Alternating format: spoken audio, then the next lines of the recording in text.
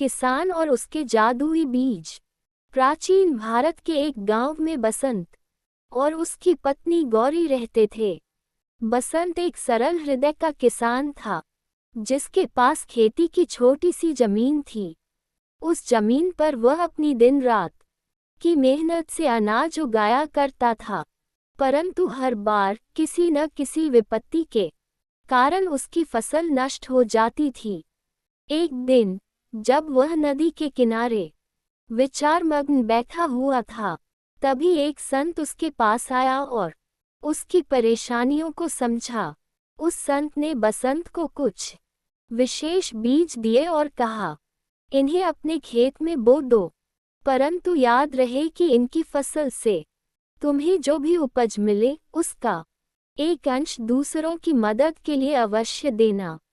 बसंत ने उन बीजों को बड़े प्रेम से बोया और उम्मीद से उनकी देखभाल की। कुछ ही समय में उन बीजों से अद्भुत फसलें उगईं। फसलों में अद्वितीय मिठास और स्वाद था और पूरा गांव उसकी चर्चा करने लगा। बसंत ने संत की बात याद रखी और अपनी उपज का हिस्सा गरीबों और जरूरतमंदों में बांटने लगा। उसके इस काम से न केवल उसकी फसलें और भी बढ़ने लगी, बल्कि उसका गांव भी समृद्ध होने लगा। बसंत ने सीखा कि प्रकृति उसे जो देती है, उसका एक भाग वापस प्रकृति को देने में ही असली समृद्धि छुपी होती है।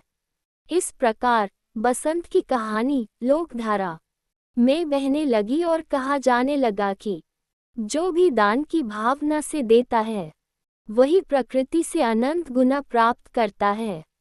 और यहीं से बसंत का जीवन एक नई लोक कथा में बदल गया।